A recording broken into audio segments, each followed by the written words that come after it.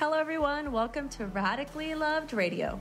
I wanted to create a place where people can go to get inspired, get motivated, or find some clarity and get tools to create a radically loved life. I will do my best to provide information on a variety of subjects, including yoga, holistic health, life coaching, spirituality, meditation, and overall mindful living. Each episode will bring you some of the world's best spiritual leaders, entrepreneurs, yoga teachers, coaches, along with some of my closest friends, and we will talk about their life experiences and journeys to create something more out of their lives and how they continue to grow to make that happen. Thanks for listening. Hello, everybody. Welcome back to just wherever you are. Honestly, I really Radically Loved Radio is the show you're listening to right now. It is Friday and it is the 5th of February and Tessa's here. Say hi, Tess. Hello, everyone. Happy Friday. Happy February. Can you believe it? Happy February. February. It is fucking February. That is just insane. I can't even believe that that's actually happening right now. It's a thing. What happened to January? Where did it go? I blinked and it went by.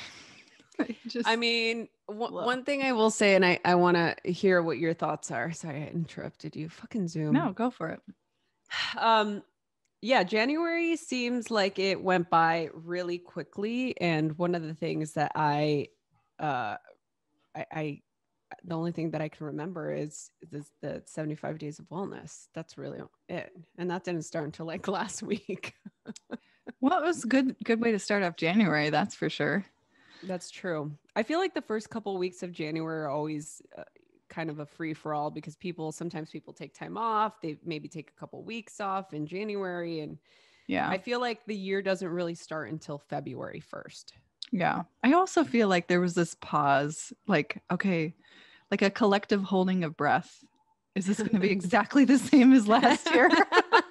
You know what I mean? True. Totally. 100%. I am on board with that. And I totally agree. Yeah. So before we started recording, Tessa and I were just talking about how shitty of days we were. Look, let's be told, you guys, it's important to be able to be honest about things that happen in people's lives. And so I did not have a great weekend last weekend, nor the beginning of this week was not my favorite. And I just, sometimes regardless of how many tools we may have, sometimes we just want to throw them out the window because we want to have a fucking tantrum, and that's okay. I want to dispel any shame you may have around having a tantrum or having emotions that are intense, like anger or frustration, because you're maybe a yogi or you're a mindfulness practitioner and you think that you need to push through those feelings. You absolutely don't have to do that at all. You can feel whatever you're feeling. Yeah, absolutely. And I think emotions, especially, I think there's such a stigma around anger. And I'm experiencing this so viscerally from the place of being a female, and all of the things that come along with that. Historically, from an epigenetic perspective, because I've been watching Bridgerton and I'm reading the Book of Longings. So these are two really historical timepieces where women didn't have a voice or choice or, women were considered hysterical if they had any sort of emotional outburst, right? So I've been having some emotional outbursts this week. And I'm also learning that when things like anger come up for me, that it's actually a really powerful tool. And it's an opportunity for me to learn, what is it that, why is this coming up right now? What can I learn from it? And how can I use it? So, yeah, that's how I'm feeling about it. Oh, it's so good. Well, I was telling you my little story this morning about, oh my God, Chowder. And I was talking about how the dogs were driving me a little crazy today, all week. Rosie and Chowder, both of them, little two pit bulls. They're besties, but sometimes they they just have extra energy, and I don't have the bandwidth.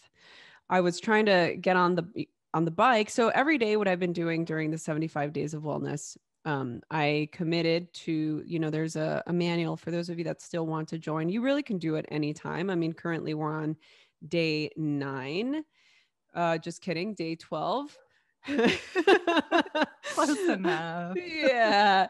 Day 12. And, you can commit to as much or as little of the proposed items on the list. And so for me, I committed, obviously meditation is kind of a thing that I do every day. So that doesn't really count as something that I do because I do it anyway, but to practice at least 20 minutes of movement. So it's been, just some easy yoga asana, and doing either going for a run, a 5-mile run, or doing a bike ride on the bike.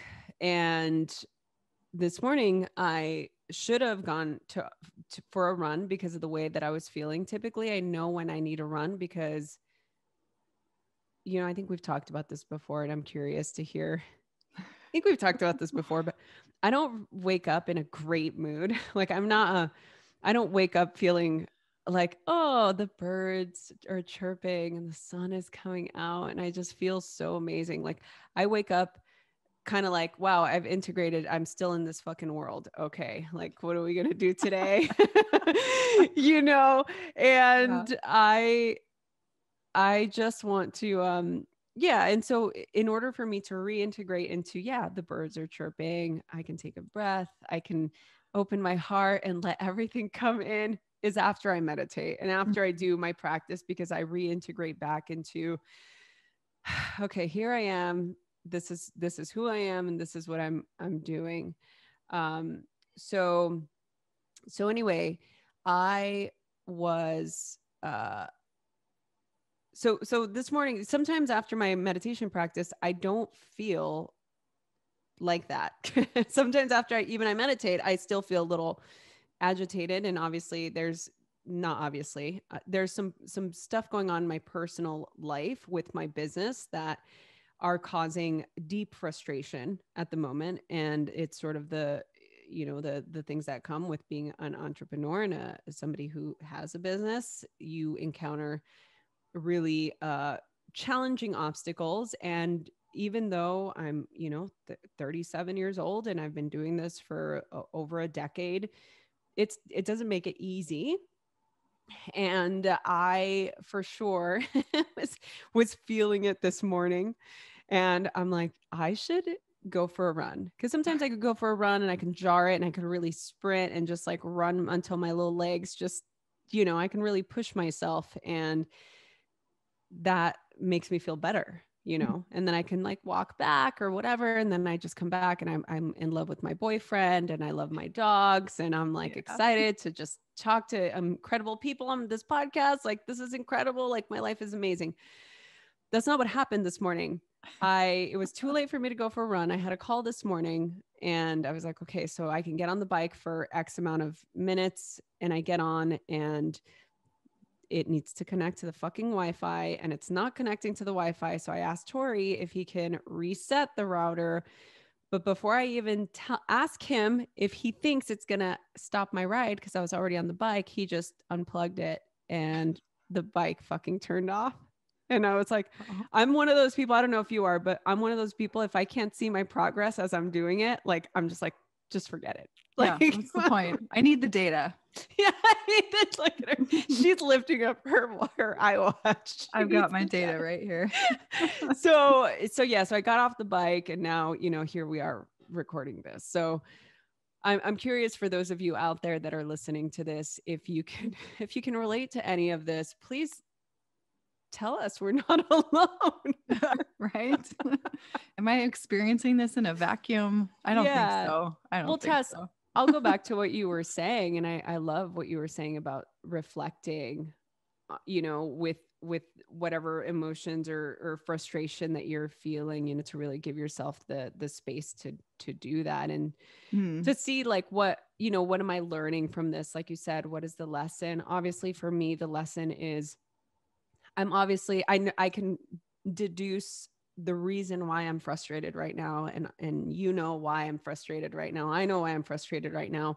Yeah. And as much as I'm trying to make it all these other things, all the reasons, oh, because Tori did unplug the fucking bike, or the dogs are driving me insane, or, this, my Zoom call this morning kept getting cut off. The reception wasn't good, like I can blame everything else. But at the end of the day, it just comes down to, not being in control. That's a big thing for me, Yeah.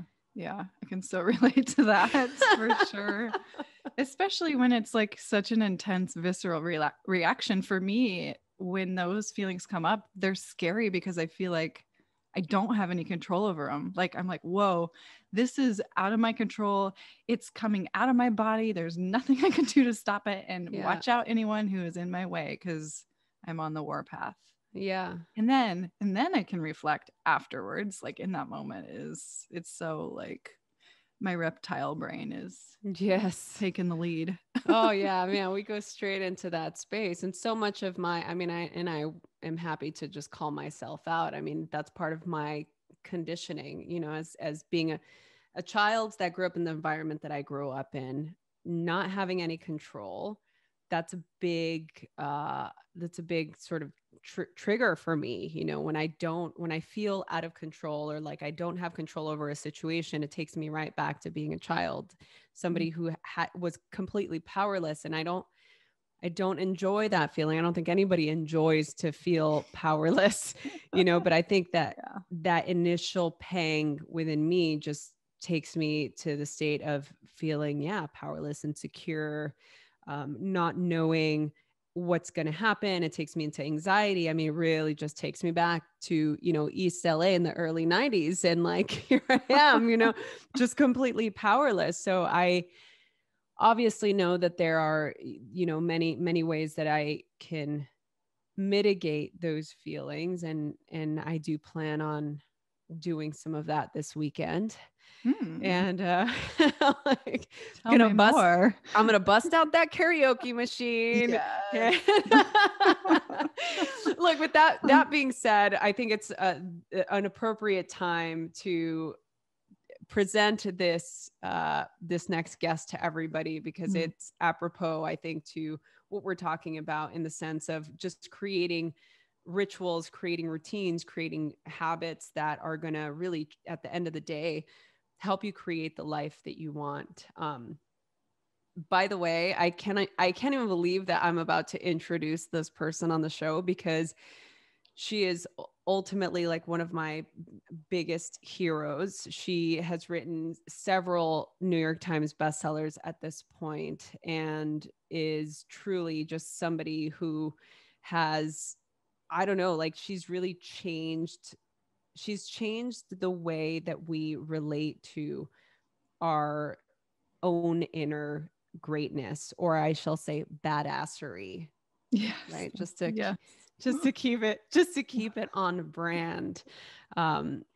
I literally couldn't feel like more of a dork being on the show with her. Like I've interviewed a lot of people. I've spoke to many people. Like, I mean, I've spoke with Ariana Huffington, like I've spoke to Deepak Chopra. Like I've spoke to people that are super influential in the space. And I've never felt like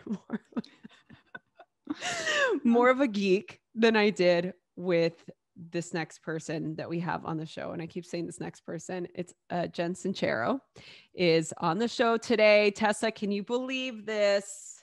It's so exciting. I can't wait for everyone to listen. I know her work precedes her in that, like, she kind of doesn't need an introduction, but she really doesn't. But I love her candidacy and her ability to really truly be herself on and off the page. It comes through. Yeah. She's just who she is, unapologetic and real. It's so nice. And I don't know if you follow her on Instagram, but like she is the best. I mean, her commentary, like the things she posts, I mean, she truly is a living and breathing embodiment of what it means to be a badass. So Jen Sincero is here today. She's talking about forming habits and setting boundaries, which is the topic of her new book. Badass Habits. She also shares her thoughts on her success and gives advice on how to break down the roadblocks we set up for ourselves and the ones around us. So 3 reasons why you should listen. You'll learn how to set up good habits that you'll keep doing. You'll know what the common roadblocks are for yourself. She kind of talks about that and how we can discern what those are for ourselves. And you can discover the power of manifestation and how to apply that to your own life, which is incredible. I mean, she really, God, she's amazing. I don't even know what else to say. I mean, take it away, Jen. Here we go. Here we go. Jen Sincero on the show. Hello, everybody. Welcome back to Radically Loved Radio. I'm joined by a very special guest. I don't think I can come up with any words to describe the amount of excitement that I'm feeling right now. And this probably is the pinnacle of all interviews I've ever done my entire life, because you all know that are listening how much I love her. Everybody welcome Jen Sincero on the show. She is, where's the clap track? Where's the clap track? My own clap track. Hell yes. I'm so excited to have you on the show. There, like I said right before we started, so much of your work has impacted me and just my path and my journey, as well as millions of people and millions of people all over the world. And I'm so happy to be chatting with you today about your latest book called Badass Habits. Cultivate the awareness, boundaries, and daily upgrades you need to make them stick. Thank you so much for creating a very kind, doable format, because it definitely felt like something that I could do. And what's interesting to me is that no matter how much work we do, especially for me, how much work I've done, how many years I've been teaching yoga and meditation for 15 plus years, I still have something to learn every day. So thank you for this. Oh, you're welcome. I'm learning myself. So I did actually. So I follow you on Instagram, and I saw that you're doing some yoga. Well, I'm getting on my mat. Whether yoga happens is a different story. I love yoga. I just haven't been doing it. I'm actually doing Feldenkrais, which is much more my speed, because you literally just like turn your head 1 inch to the left. And Yes. it's amazing. Have you done that? Yeah, I have. So good. It's like it's like full body meditation. Yes. Yeah. So I love teaching more hatha style. So it's definitely more mindful flow. It's slower. It's more to connect with your breath, I'm like loving movements, because that whole hard, all that intensity is too much for me, especially, as more time goes on. I'm like, I kind of like the non-moving modalities sometimes. We should definitely talk right where I am. So, one of the things that I really loved about the book, I mean, you talk about boundaries, you talk about our own boundaries that we need to set. And it took me right back, even some of your earlier works always bring me back to this place, because I'm avid dissector. I like to dissect myself. I'm like, where is this coming from? Where is this block coming from? Or why is it so difficult for me to set this boundary? Why is it so difficult for me to make this habit stick? Why is it so difficult? And I'm a recovering Catholic. So I definitely go back to my childhood, and I think, oh, it's just because this is embedded into my DNA to, be hard on myself, or to, give up. By the end of the day, you wake up in the morning and I'm like, I'm going to work out today. And then by 2-3 o'clock, you're like, I'll do it tomorrow. And it's just so easy, right, to fall into that, that game of, I'm going to do it, I'm not going to do it. And, oh, I'm not doing this because I've not done it for the last 5 years. So why would I start now? I know there's a lot of different things I said, but hopefully you can pick one and kind of go into that. Well, I think that's incredibly common. I mean, that really is, you just sort of boil down how people feel when they, fall off the party train of their habit, you know, and there's so many excellent reasons not to do the things that are going to make us grow and give us the lives that we want to live and give us the bodies we want to live and let us feel the way that we want to feel. Which is why the more, I don't know, I have many things to say about this, but one of the really great tricks, I guess, is to always stay conscious of the feeling of having accomplished whatever it is that you are trying to accomplish, right? So I sure as hell never, ever want to go lie on my mat and do the things I do on my mat. There are so many other things I'd rather do, but I feel so good. And that's the thing especially with the physical stuff, like the body really, you don't have to give it a lot for it to feel so, like even just stretching like this, it feels so good instantly. So just remember being in not only the knowledge of how good it's going to feel, but conjuring up just the excitement around feeling that way. And of course, it's not just about the way your body feels. It's about you showing up for yourself and doing what you said you were going to do and stepping into a more awesome life for yourself on all fronts. So, but I do think a big part of it is projecting forward post doing the thing.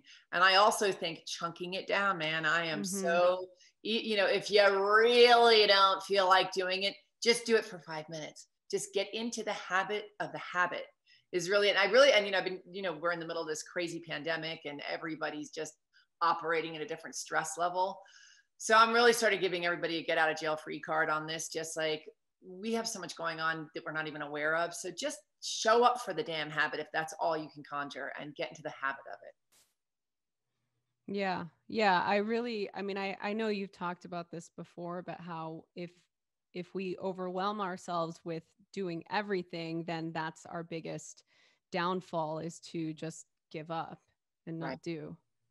Yeah. Overwhelm will knock you down before you even get started.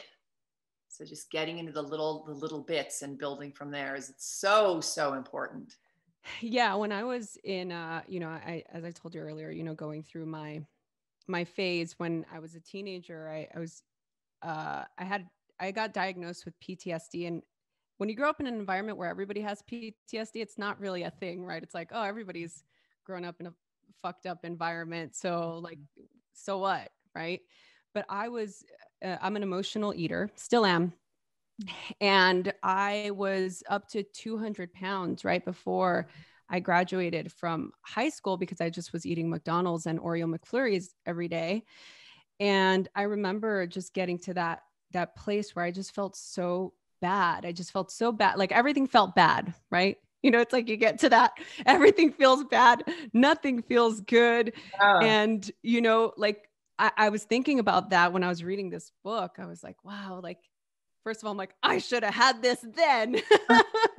but the way that looking back, hindsight is always a science, right? I'm like, well, what did I do? You know, and I did just do it one day at a time. I just took one little step after the next, but not really thinking, even now at, you know, 37 years old, that what you write about and the way that you implement these things little by little, it's that positive reinforcement. So I had a history of, yo-yo dieting, because I was like, oh, 200 pounds. Then I lost 50 pounds. And then I was like, okay, how do I keep it off? But then I just go right back to being overweight again. And then, you know, it's this whole thing that for years and years I struggled with, because I never had, the payoff was like food. Oh, right. You know what I mean? It's like, I did something good. I want some ice cream. So how do we discern because you talk about that, right? Giving yourself a reward or giving yourself something, an incentive or something to, you know, make you feel good about your habit. So I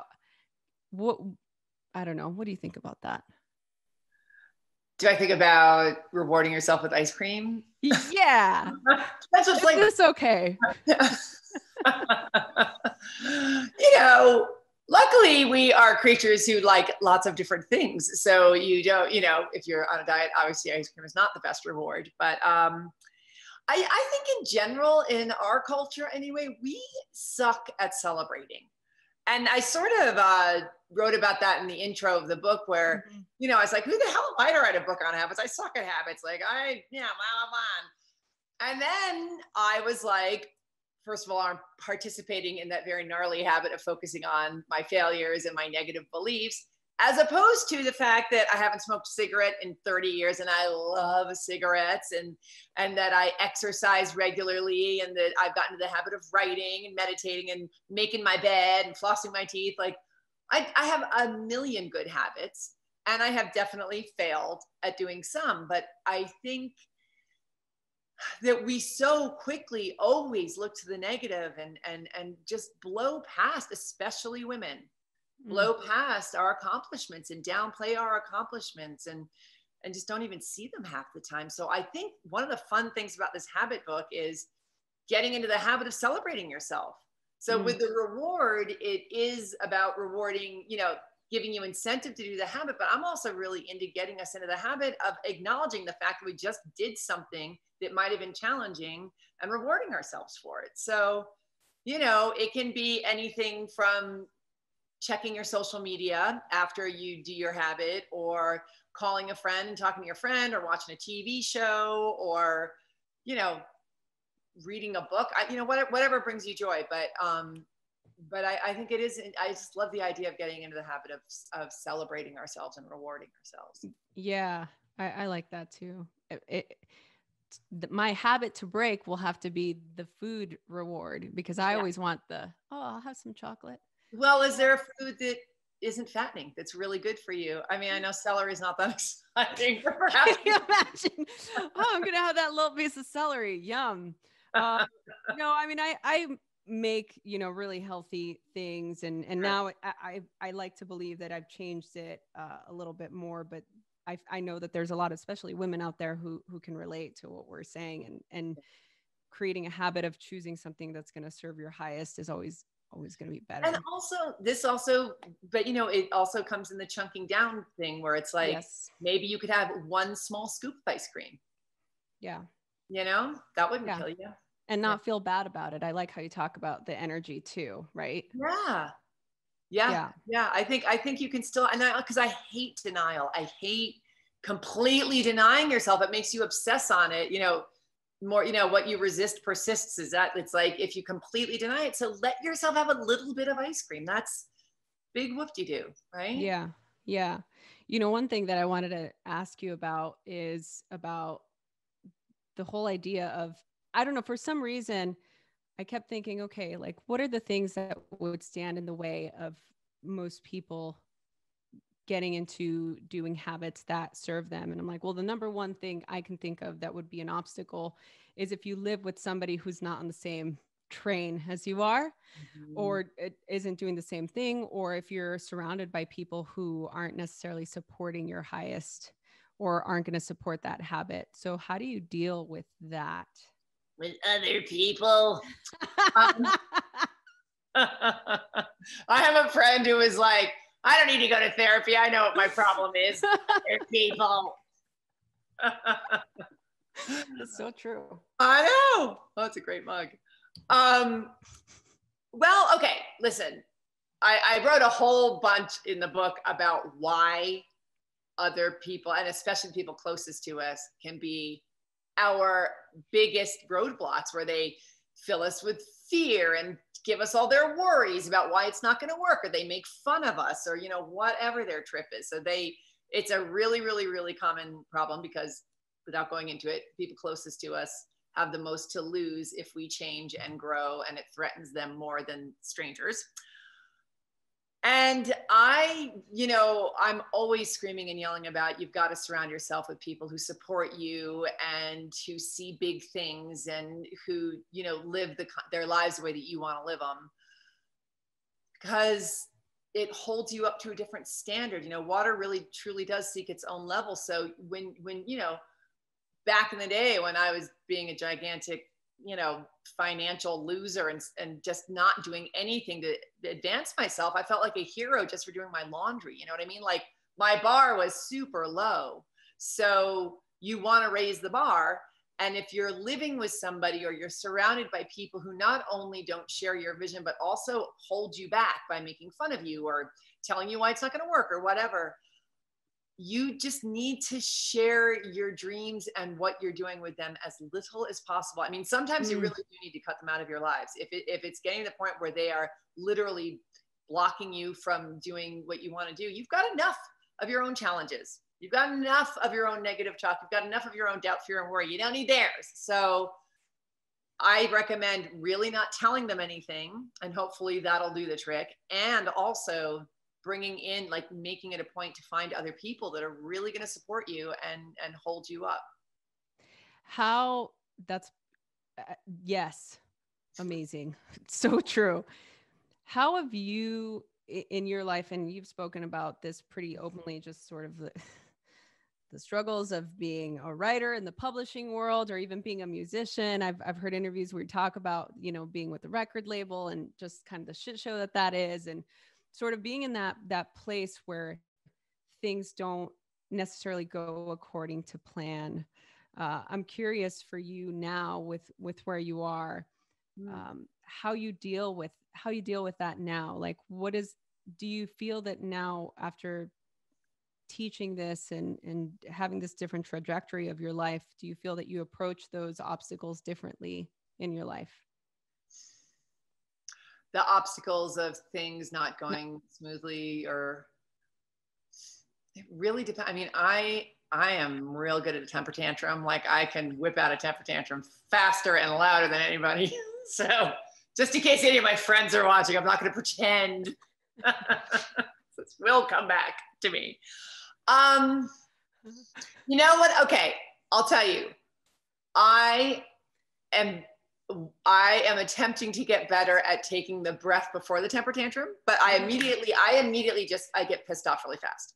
However, the good thing is I'm really good at noticing that I'm getting pissed off and being like, really, Jen? Just because your phone crashed, like the end of the world is now upon us. Like, I can catch myself in my temper tantrum. So that's a big move for me. Like, that really, and then I can take the breath and figure out, you know, what to do about it. So, but it's like anything else. It's that awareness piece that is the key to everything. So we all have knee-jerk reactions. We all have knee-jerk beliefs about things, and we focus on, you know, wherever our belief system is pointing our focus, we focus on it and keep creating the same self-fulfilling prophecy, basically, right? But you can't change that until you become aware of the fact, like, wow, if I keep focusing on how difficult it is to lose weight, and how everybody in my family has a bad metabolism, and how I've tried 1 billion times and I can't keep the weight off. If you keep focusing on that, you're going to keep recreating it. And this is also why hanging out with the new people, as opposed to the people who are repeating those negative beliefs and thoughts. If you hang out with people who are like, yeah, I had a really hard time at first too, but then I stuck with it and I did this, and people who can really see outside of the box that we put ourselves in is so important. Yeah, I like what you're saying about awareness. I mean, so much of what, to me, that was one of the driving forces to why I loved yoga so much. When I heard the definition that yoga is about cultivating more discernment to know what to do when you're not in the safety of your mat or your cushion, to show you to have that awareness of being in that seat of the observer, to be aware of what's happening. And I always really liked that, but I'm also Latin and have really hard time not being reactive. So I go into this place of like, she is about to yell at her boyfriend. What is there a reason for that? And, you know, but I think that, you know, I look at it in the big projection of our life, and I'm like, I'll get better. And I have gotten better. Yeah. But yeah. Yeah. Cause the last thing we need is another thing to beat ourselves up about. Right. Like, so here I am having my temper tantrum. Like, if you can find it kind of funny, because it is, we're all just like flipping around on this planet trying to figure stuff out. So it's like, it's not that big a deal. Yeah. It's called a practice for a reason. That's right. It's exactly right. You know, it's interesting because all I'm thinking about now, especially with what you're talking about, the people in your life and having people around you that are going to support your growth.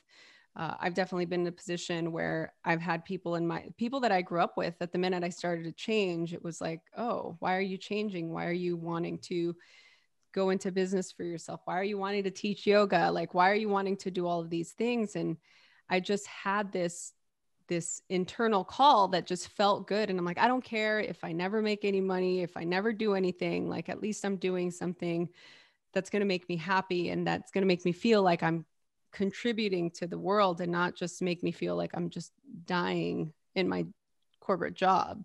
You know, it's funny because actually when You Are a Badass came out, I had just quit my job a couple of years prior to that. And I was like, you know, I'm like, I'm going to use my unemployment money, which I was calling fun employment.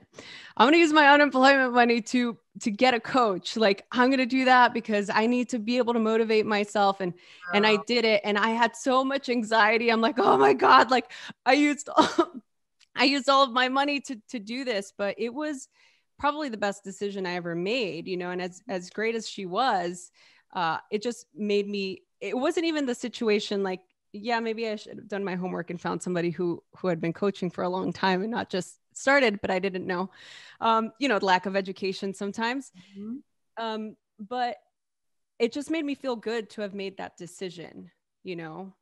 Good for you. That's a scary one. But that really, you know, that whole thing of like investing in yourself means you're vested in yourself. Like, it's such a powerful thing to do, to spend that money, your fun employment money on a coach. Getting coached is not that fun. You know, I mean, no, it's amazing. And yeah, it's my life, but you know, there's a lot of other funner things you could have done with it. But it really is on so many levels, so important, you know, not just for the coaching itself, but for that belief in yourself and for the commitment to really bettering yourself. It's really, really cool. After working with so many people, and I mean, you're probably the most successful author we've ever had on the show. The most, not probably, you are. Having the amount of success that you have and working with as many people as you have in your entire career, can you say that there is a common thread that is throughout everybody, like the same obstacle that everybody shares? Like, can you share that? Do you think there's a common thread that a lot of people have where you're like, oh, here's that thing again? Right. Well, yes. And I really do want to say that it is always amazing to me how unoriginal humans are. We have the same issues. I mean, this is why coaching works and why therapy works, because there are human patterns, right? Yeah. If A happens, you can interpret it as B or C. Like, it's wild. I think that's such a great question. What you brought up earlier about not moving forward because you don't want to basically be abandoned by the people who love you. That's honestly one of the biggest one. And it's why I spent so much time on it in Badass Habits, because at this point in my career, that is the number one thing that I hear. Oh, every time I give a talk, you know, everybody's like, what do you do when the people nearest you, you know, pull you down and hold you back? So I think that is it. And I also think that I think the fake decision is another biggie and I was guilty of this forever, where, you know, you wanting versus deciding, right? So you want something and you do all the things to make it happen, but the second it gets hard or expensive, or you could look like a moron, suddenly you figure out why you don't want it anymore, right? Right. We all do that. So that's why I'm like, yeah, that's a want. A decision. The decision is when, instead of figuring out a really good reason not to do it, you figure out a way to do it. Yeah. So that's the difference. Like, I really think when you make a serious decision, there's no back door. And I think a lot of people pretend they decided, but they get into victim mode about, well, I couldn't do it because blah, blah, blah. So. Yeah. You know, it's interesting because I like that. And I totally subscribe to that belief for sure. I also come from this mindset for myself that like the biggest obstacle that I will ever face is that I don't actually really want to work that hard, you know, but if I do, unless I do, I won't appreciate what I work so hard for, you know? Mm-hmm. So there's this thing that happens where, okay, I know the obstacle is going to be me convincing, if it gets really hard, I'm going to convince myself, just as you said, that I don't really actually want it. I don't actually need that. Like, you're fine, you know? But unless I actually put my energy into it, you know, I won't necessarily appreciate it. Hey, and I'm not dear universe, I'm not saying that I don't think things should come easy. I mean, of course, it's like, please bring it, you know, energy, like bring it. But I also do feel that there is this energy that needs to go forward. And I'm curious to hear what your thoughts are on that, because, you know, we come from this world of manifestation and The Secret, and it's like, oh, if I think it, it will appear. And it's like, yes, I come from this. So I'll give you a little bit of background. My grandma is she was a curandera. So she had a lot of, that means like, she was kind of like when they were in Mexico, she's Peruvian descent. She was like a healer, like a midwife type of, but she would be able to like give tinctures and things when people were sick. And so in our neighborhood, she was like that lady. But then she had this one friend that was a psychic. And growing up, I was always really freaked out by anything woo. Like, I was freaked out by it. I was scared. I'm like, oh, this is scary. Like, I feel like the psychic's going to tell me that I'm going to die. I'm like a child, you know? But because of all the stuff you watch on TV, for me, it was like scary. Yeah. But for most people, that's scary. Right? I'm just like, this is weird. Don't worry about that. Yeah. And so as I got older and I went through my phases of transformation, all I wanted was this. I want the science. I want neuroscience. I want facts. I want to know why my brain is doing this. I want to know why my body's doing this. I want to know everything. And then after that, then I went back into the world of the esoteric, and I'm like, oh, this feels really good. And I really believe all these things and energy and manifestation. So going back to my question, what I was saying is, when The Secret came out, I feel like people, yes, this is true. And we can manifest. And I really do believe all this stuff. And I do believe in the power of putting your energy into something and having it manifest. I've seen it in my life. I've seen it in the lives of people that I know. But I also feel like there's a little bit of it should come with a disclaimer of, you shouldn't stop doing the work just because you're waiting for something to happen. Sure. Yeah. It's so funny. I haven't seen The Secret in such a long time, but I remember being like, oh, great. I just got to like, they should put a fucking bicycle on my vision board and I'll get a That's bicycle, exactly right.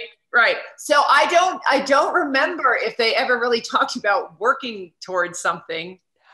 Now you get to, no wonder it was such a popular movie.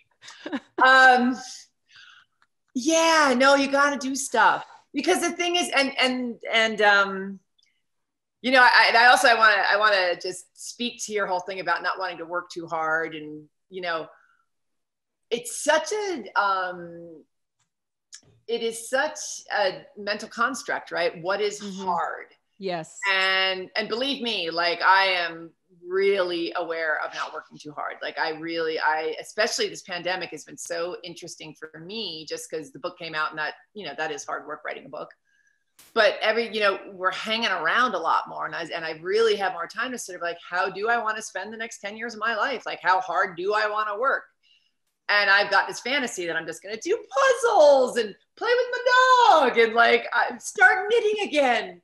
But I'll get bored, and I like working hard. And there's a real, like, there's hard, I know there's hard and then there's fun free. Right. And so what, I'm sort of going off on tangent, but like, it's hard not doing what you love doing.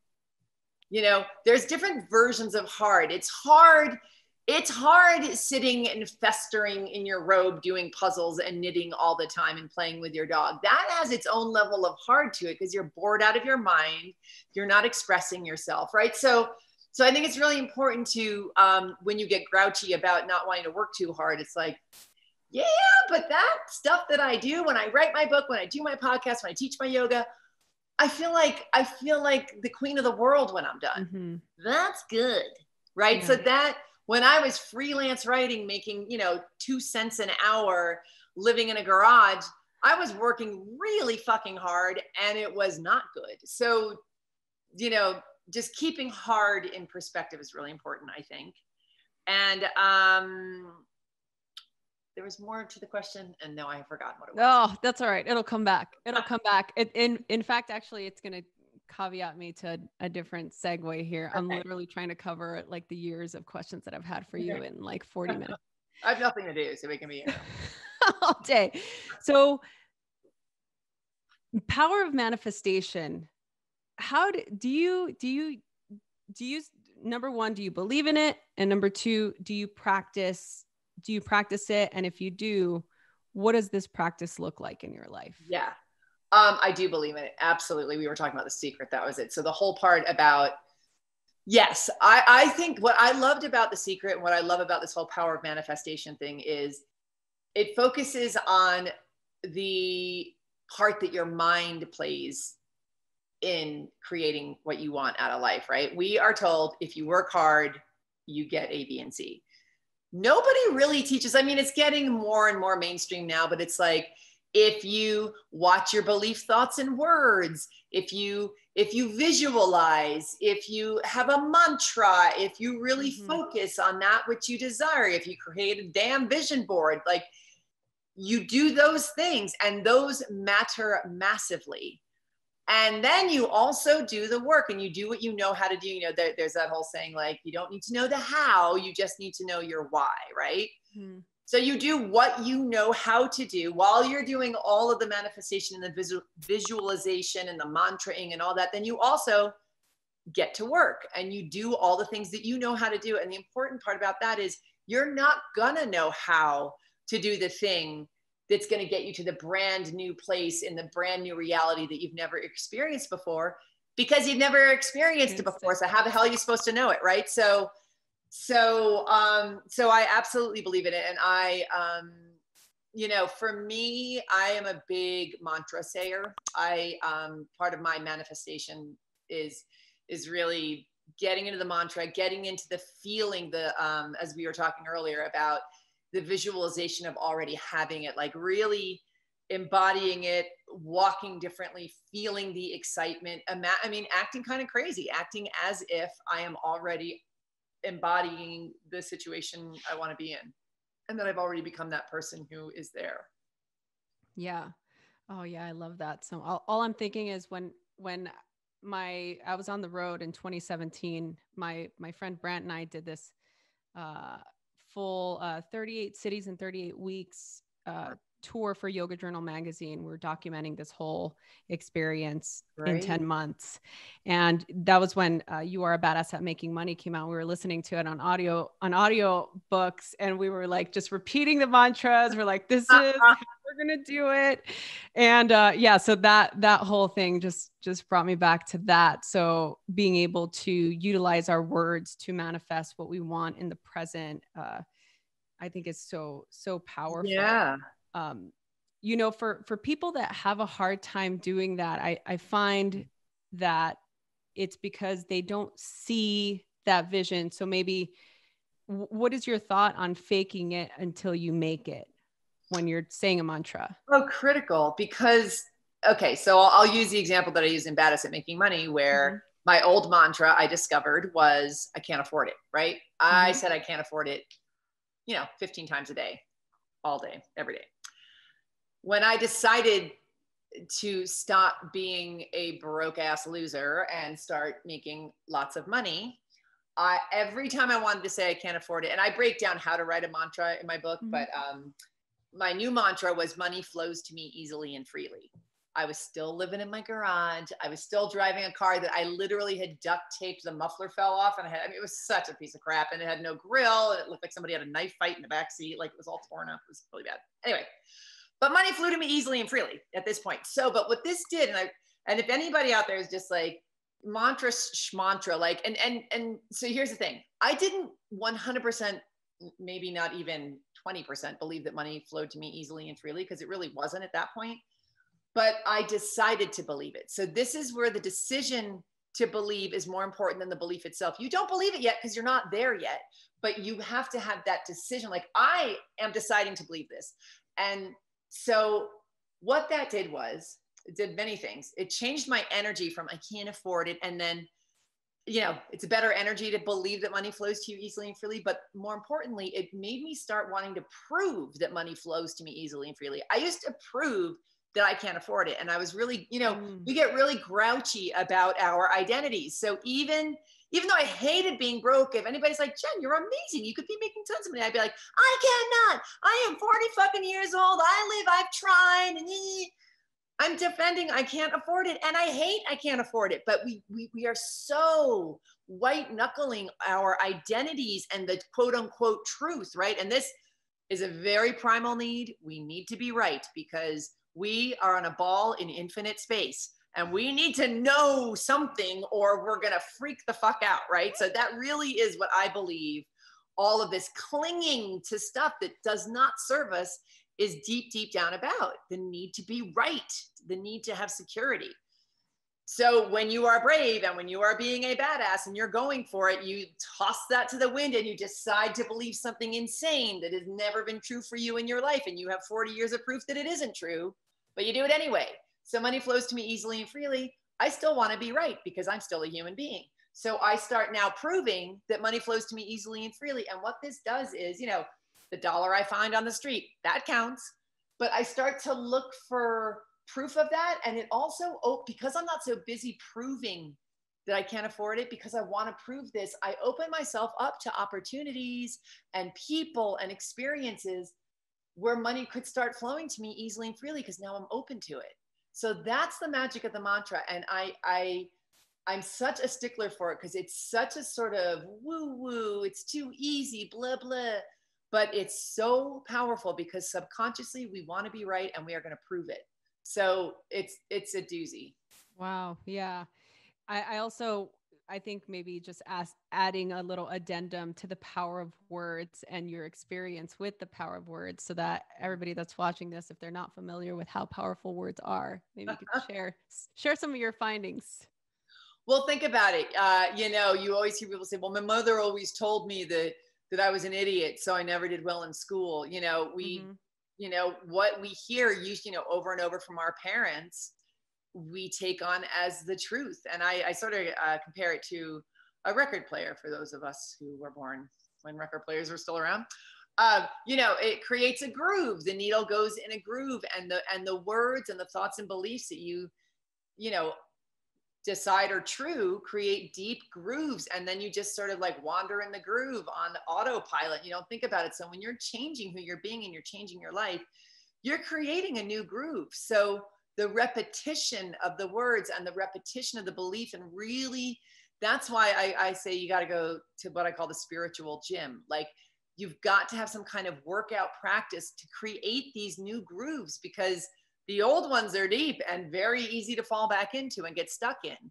So you've got to keep building and working and digging deeper on the new grooves. And that's where the self-help books come in. And that's where hanging out with kick-ass people comes in. And that's where doing things like yoga and meditation come in, and listening to music that pumps you up. You know, you got to get the specifics down of what your spiritual gym looks like. And this is like another like overwhelming thing. Oh, what do you have so much to do? 10 minutes, people. 10 minutes of reading a self-help book and talking to your accountability partner. Like, it has to be every day. It has to be repetitive, but it doesn't need to take over your life. But it's so critical. You don't get to go to the gym, get in shape, and stop working out. You got to keep going. And mindset is a muscle. So you got to keep in shape. Yeah, no, I it's so true. And I think about even just going to the gym, and in order to build the muscle, you have to first break it down, right? So the visceral process of actually breaking something down to build it back up. Yeah. Recently, we had a spiritual teacher on the show that I was really excited to chat with, and we were talking about. It just brings me to this exhaustion, right? Like exhausting all of your excuses to be able to make that decision and just do it. Yeah. So thinking about like all of our, how we think we're so unique. And it's so funny because you were talking about this just a moment ago. Yeah. Everybody, we think we're so unique. And in fact, the things that bring us more alike are more further revealed the more that we suffer, and we suffer in order to exhaust all of those differences. Like suffering is there for us to exhaust all of the uniqueness and me, and I'm different and blah, blah, blah, like whatever. It's like, we're all the fucking same, you know, we all want the same things. We all want to be happy at the end of the day. It's like, why are we doing what we're doing? And to bring in the idea of the collective or your community or your people, you know, and have that ecosystem created so that you can make your decisions in a more grounded way, and you feel more supported, and, you know, all of those things.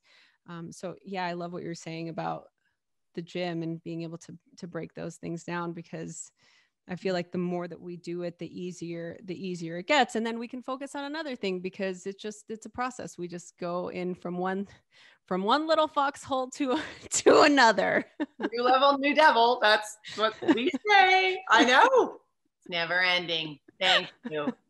Thank you for the lesson. I know. So, you know, for you, where you are now, there's so many people, even people that are listening to this, you know, myself included. I recently, we share a publisher. So I recently turned in my manuscript about a month ago, draft.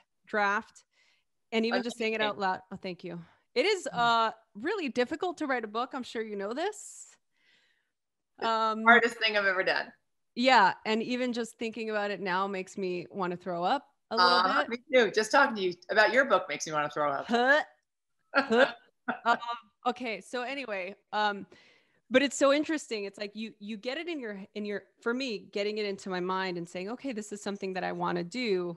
And then actually having to do it, I was like, wait, I'm like, can I just give you the idea and then have it be done and not actually have to, you know, go through the process of ripping things apart.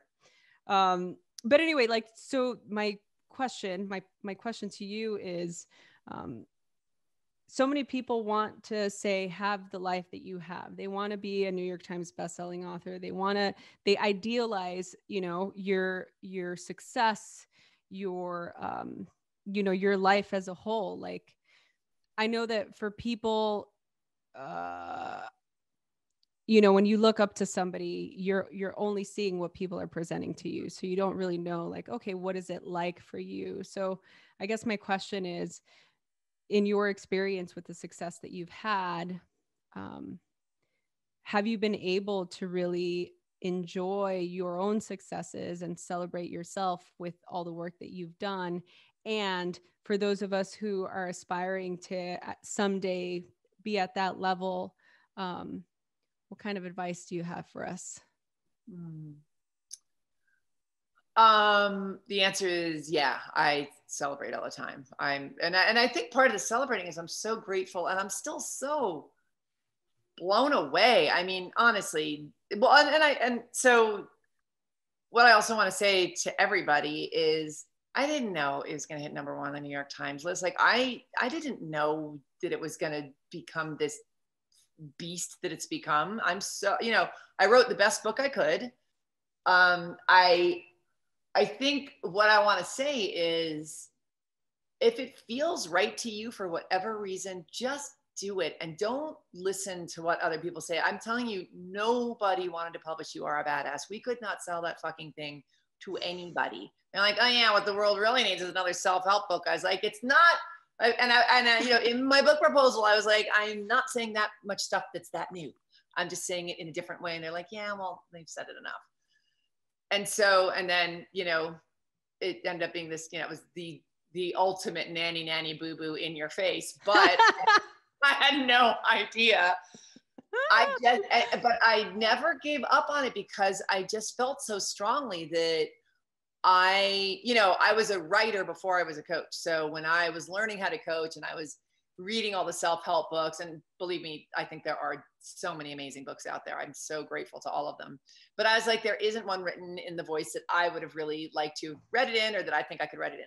So my point is, whatever you're doing is unique automatically because it's you. And we don't really give that a lot of credit. It's like, there's a million podcasts about yoga out there. There's a million self-help books out there. You know, the earth's been around for a while and people have been around for a while. So you're probably not doing something that's totally original, but it's totally original because you're doing it. And so I think the key is to just make it as good as you can. And when you get to that place where you're like, this is a little too revealing, or it's a little too vulnerable, I believe you're allowed to be private, and I don't think you have to share everything, but there are always times, I mean, I've noticed this over in my bands whenever you get that hit that's like, ugh, but it would be kind of awesome if I did that anyway. That is going to be the key to your success. The one that's vulnerable, because people will relate to you because you're being vulnerable and real and authentic.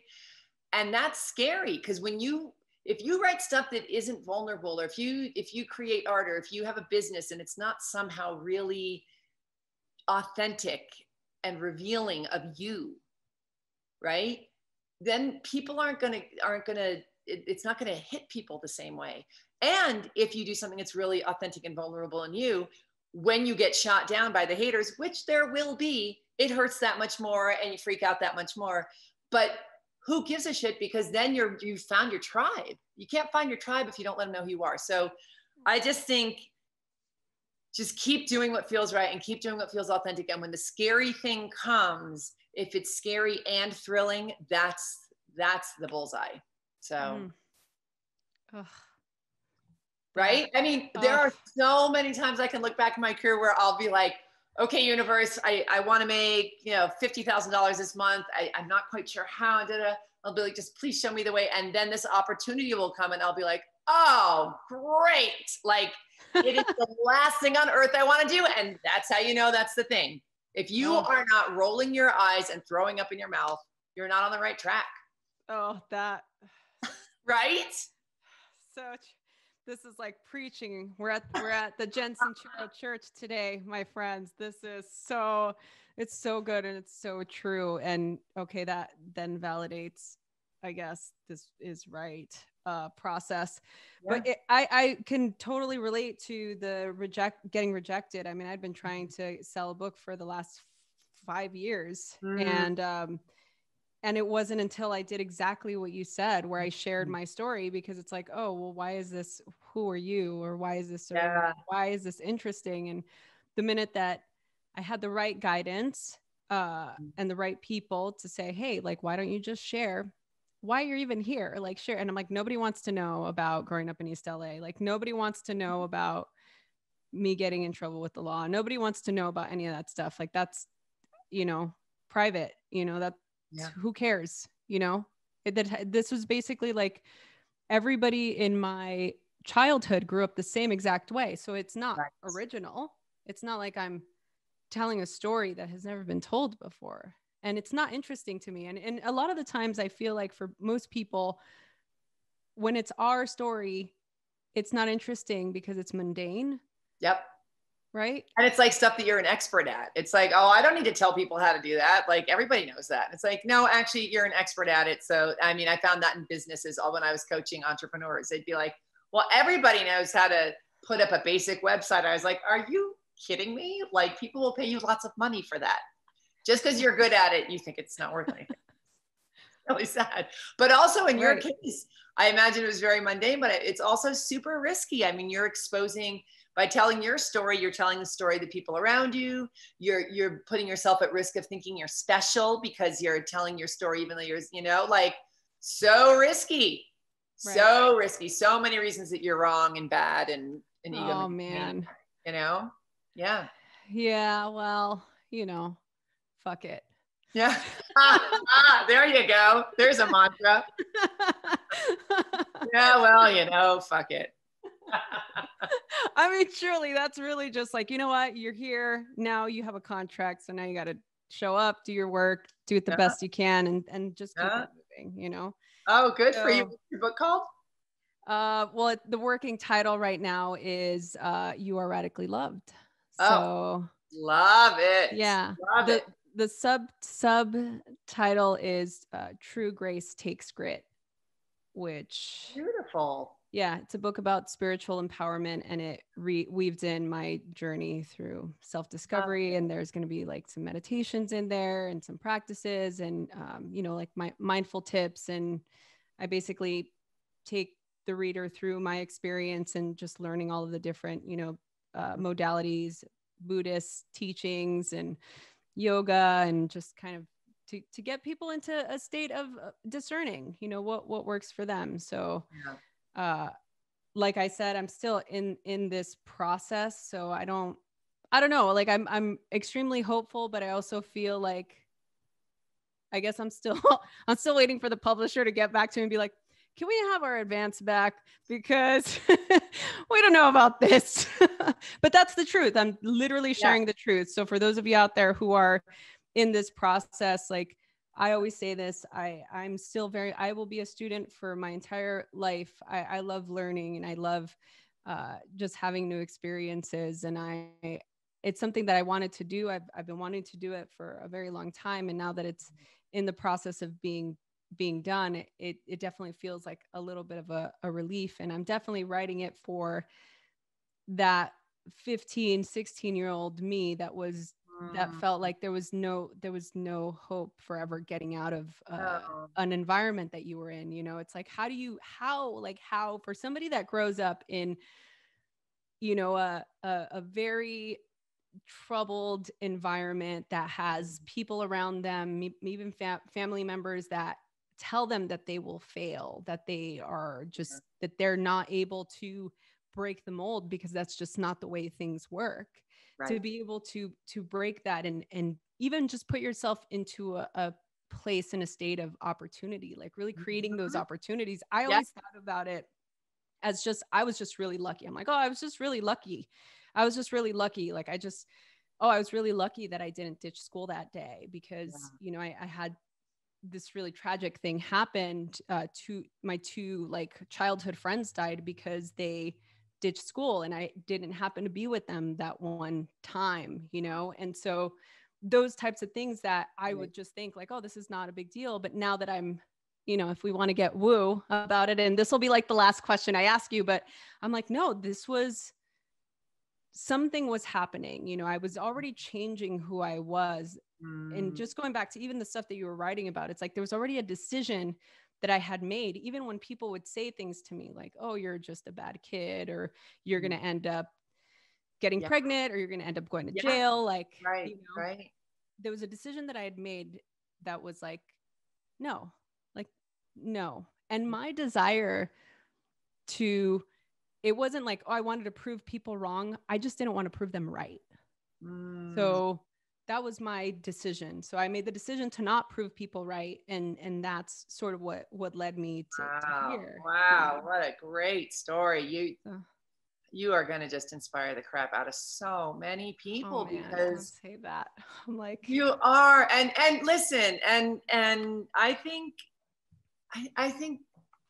you know, we all doubt ourselves. I mean, I think every single book I write is going to tank my brand. I'm like, this is the one that's going to bring the house of cards down. I mean, we're all insane.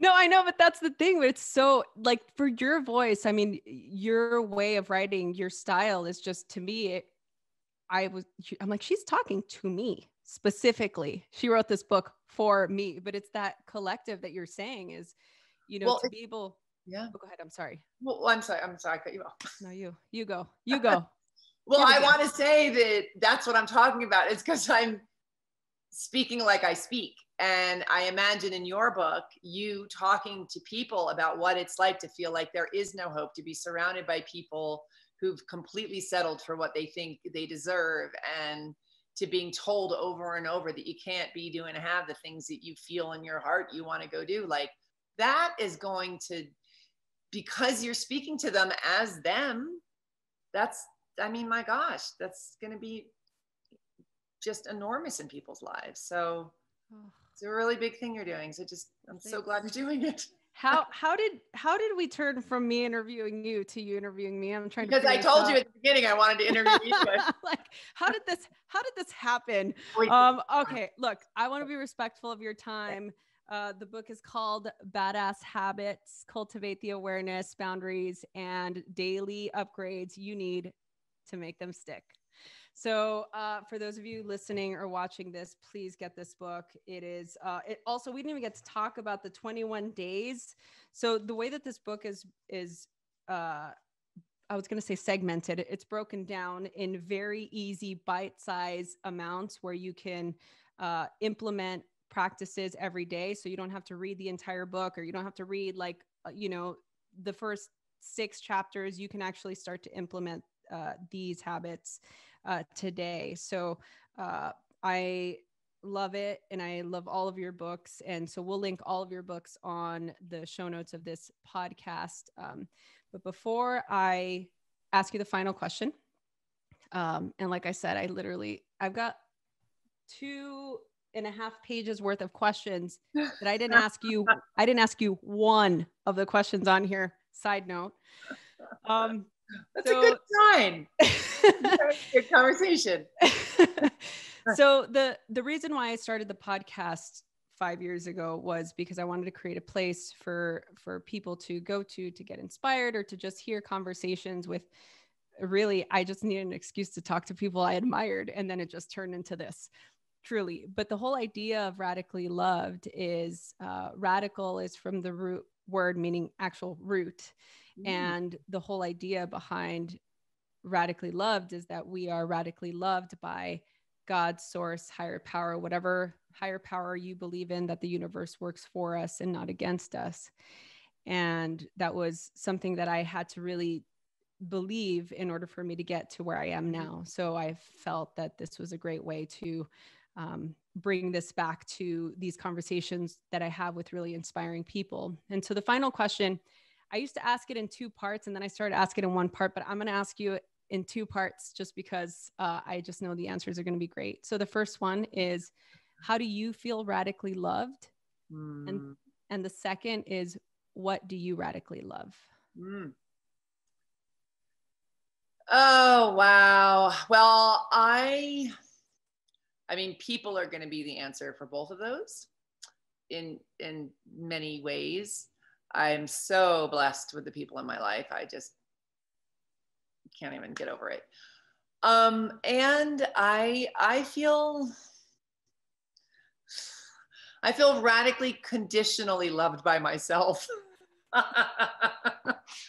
So I nail it sometimes. Sometimes we're not doing so great, but I get it. And when I was hearing you talk, I have to admit, like, when you were saying believing, that source energy loves you, I felt it run through just the way when you were just sort of riffing on that. I felt it running through my body. So I do know that. And I do connect with that. I'm not always in that space of connection, just as I'm not always in that space of connection with myself at all. It comes and goes, but that's sort of where it's at. And what do I radically love? I mean, so many things. I radically love nature. I radically love my body. I love my people. I love my fans. I love my dog who is napping right next to me. I love that I got to be in on this magic trick. That is something I think about all the time, where I'm like, I'm so glad I wasn't so stubborn about the woo-woo, and because I was grouchy, I was a grouchy about all this stuff for the longest time until I got desperate and I had to sort of open my mind. But now I feel like I'm in on some kind of magic trick, just like, the manifestation and the visualization and the meditation, when you really feel that connection with source energy, and then you manifest exactly what you've been visualizing. Like, that's magic to me. That's miracle. And again, you got to work for it and you've got to take action. But when you really get into alignment and you really do the scary thing over and over and over, holy moly. So That's my answer. Thank you. Oh, that's so good. I felt that. That's really good.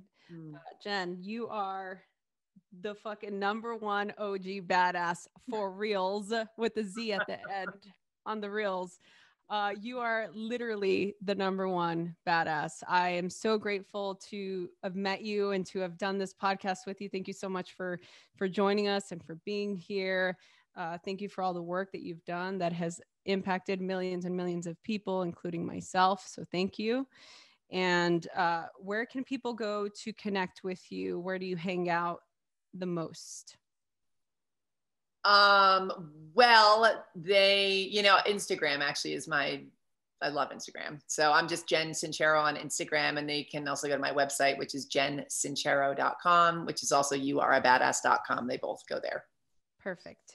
Yeah. Great. So for those of you listening, we will put all of that info, including those links and links to buy the book, on the show notes. So if you're watching this, it's down in the description. If you're listening to this, hit the info button on whatever platform you're listening to this, and all those links will be there. And definitely go to Jen's website. She's got some great downloads on there. There's like some really cool I'm like merch. She's got calendars on there. She's got a planner. I mean, there's some really good shit in there. So definitely go in there and ransack the place. Let's show some support. And for all of you listening and watching this, thank you all so much. You are all so radically loved. Thank you so much for being here. If you enjoyed the podcast, please share it with a friend or share it wherever you want to share it, but let people know that they can write a review and subscribe to the podcast. We always appreciate it. And you guys are awesome. Thank you. Thank you so much. That was amazing.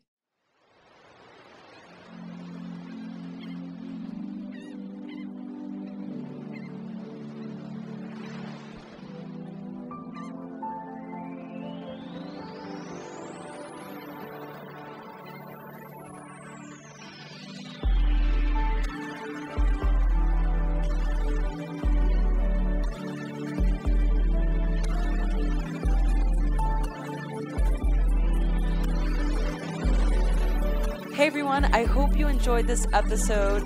I am so excited to continue to do this. Please share this with your friends. Email us, message us on Instagram at Rosie Acosta or on Twitter at Rosie Acosta. Subscribe on iTunes, write a review. We love doing this, so please help us continue to keep this podcast going. Thanks for listening.